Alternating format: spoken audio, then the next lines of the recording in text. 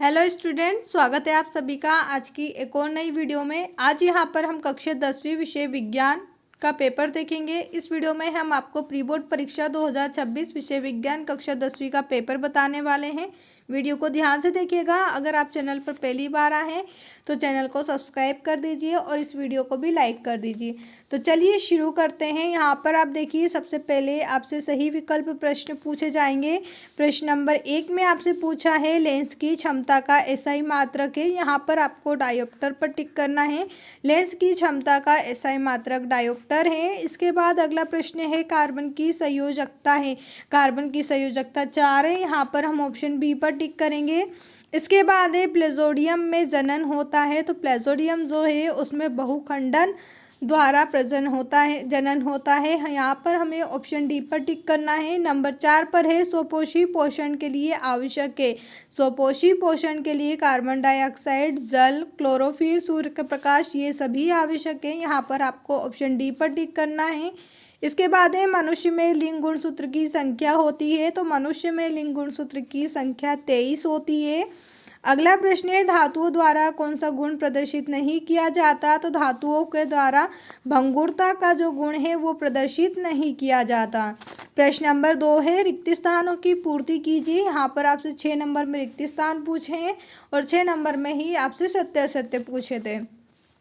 पहला है नर युग्म एवं मादा युग्म के संलयन को कहते हैं। तो नर युग्म एवं मादा युग्म के संलयन को हम निषेचन कहते हैं। यहाँ पर आपको निषेचन लिख देना है, निषेचन कहते हैं। इसके बाद है श्वसन एक अभिक्रिया है। उत्तर में हम यहाँ पर लिखेंगे श्वसन जो है एक ऊष्माक्षेपी अभिक्रिया है। इसके बाद है वस्तुओं को हम उपस्थिति में देख सकते हैं। तो यहाँ आपको लिखना है प्रकाश। वस्तुओं को हम प्रकाश की उपस्थिति में देख सकते हैं। नंबर 4 पर है मनुष्य में वृषण में पाए जाते हैं।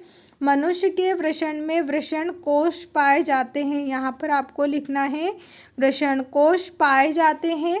इसके बाद है ग्रंथि द्वारा वृद्धि हार्मोन स्रावित होते हैं। यहाँ पर हम लिखेंगे पीयूष ग्रंथि द्वारा वृद्धि हार्मोन स्रावित होते हैं। नंबर 6 पर है श्वेत प्रकाश का रंगों में विभक्त होना कहलाता है।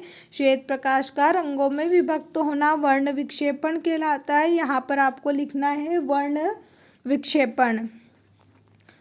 विक्षेपण कहलाता है। अब इसके बाद अगला प्रश्न आप यहाँ पर देखिए। तो प्रश्न नंबर 3 में आपसे सत्य असत्य पूछे गए हैं। यहाँ पर आपका पहला प्रश्न है हीरा सर्वाधिक कठोर पदार्थ है। यहाँ कथन आपका सत्य रहेगा। इसके बाद है प्रतिक्रिया तंत्र हार्मोन की क्रिया द्वारा नियंत्रित होता है। तो प्रतिक्रिया तंत्र जो है वो हार्मोन की क्रिया द्वारा नियंत्रित होता है। यह कथन भी सत्य है। दही में एसिटिक अम्ल होता है। यह कथन आपका असत्य रहेगा। इसके बाद है कार्बनिक यौगिक विद्युत के कुचालक होते हैं। यह कथन आपका सत्य है। ऊर्जा का पिरामिड सदैव सीधा बनता है। यह कथन भी आपका सत्य है। RCHO एल्डिहाइड का सामान्य सूत्र है। यह कथन भी आपका सत्य है। यहाँ पर आपको सभी सत्य दिए थे, सिर्फ आपका एक ही असत्य रहेगा। अब प्रश्न नंबर 4 में आप देखिए, यहाँ पर आपसे सही जोड़ी पूछी गई है। तो चलिए सही जोड़ी को भी हम कर लेते हैं। पहला है ओम का नियम। ओम के नियम में हम लिखेंगे V बराबर IR।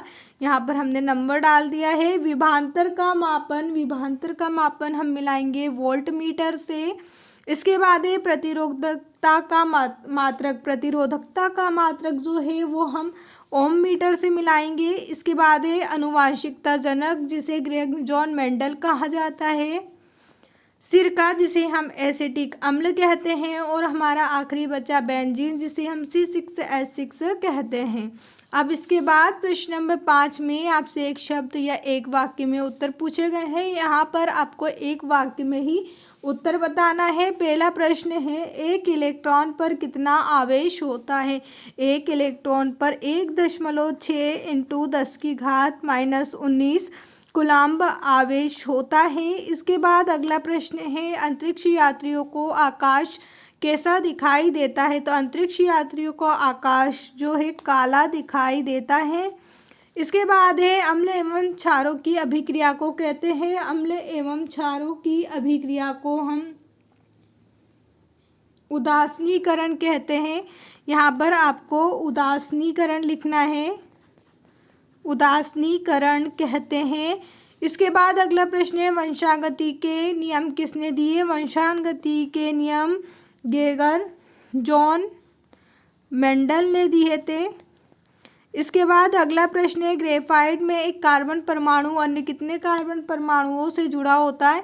यहाँ आपको 3 लिख देना है। रेटिना पर प्रतिबिंब कैसा बनता है? रेटिना पर प्रतिबिंब जो है वो वास्तविक और उल्टा, वास्तविक और उल्टा बनता है। आप चाहें तो इसका स्क्रीनशॉट भी ले सकते हैं।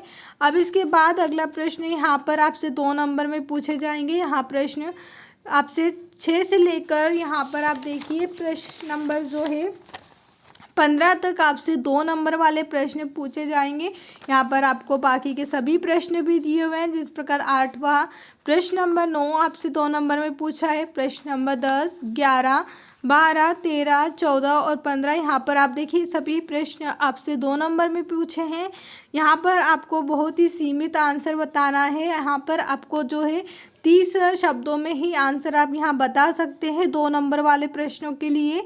इसके बाद 3 नंबर वाले प्रश्न की हम बात करें तो 3 नंबर वाले प्रश्न के लिए आप 75 शब्दों में इसका आंसर बता सकते हैं।